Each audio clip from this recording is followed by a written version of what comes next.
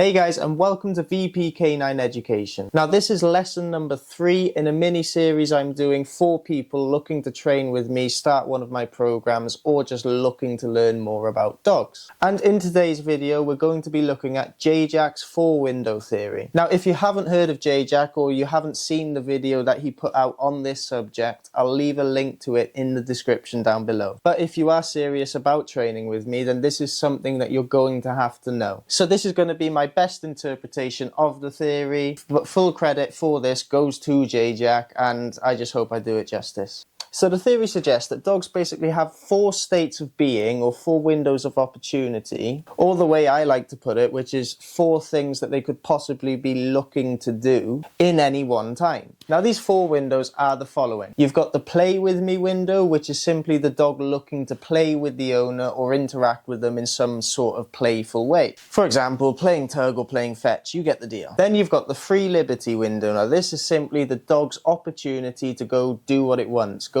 be a dog. Their opportunity to express their drive. Now this can be anything within reason. But for most people, this is simply going to be your dog's off-lead time. Time to run around in the garden, time to go jump in the pond, that sort of thing. Go be a dog. Now the next window is the calm liberty window.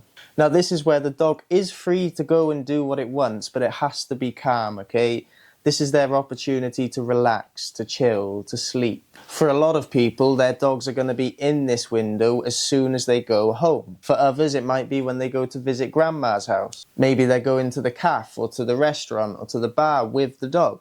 These are all situations where your dog is going to be expected to be chilled. Now the final window is going to be the work window. Now for most people and their dogs, this is simply going to be obedience. Things like sit, stay, stand, heel, that sort of thing. Now for the odd person with a herding dog or a sporting dog or a working dog, that might be different. You might provide your dog with a different kind of work. But you get the idea, okay? Work is simply doing something for the owner. Now the ultimate aim for us is to get the dogs in the work window in order to access the other 3 windows. But before we can even consider doing something like that, we need to make sure that the dog has the clarity of knowing what window it is expected to be in any moment. And we do that by putting the windows on a cue, on a verbal cue. So for example, the cue for play with me is going to be ready. So every time I say ready to my dog, he knows that, oh my god, something fun's going to happen, we're about to play. And the cue for the calm liberty window is going to be enough. So when I end my game, I'm going to say enough. And that is going to say to my dog, the game is over and now I need to calm down. This is the type of communication system that we will be building in the programs. So you've got ready for your play with me window. You've got enough for your chilled out window, your calm liberty window. Then you've got okay, which for us simply means go be a dog, you're free. Then you've got your work window, which we simply put on a cue by giving the dog an obedience command. This might be sit, this might be down, this might be wait. But the minute we ask our dogs to do something like that, we are activating the work window. So to summarize, this theory basically suggests that in order to get the well-behaved dog that everybody's looking for,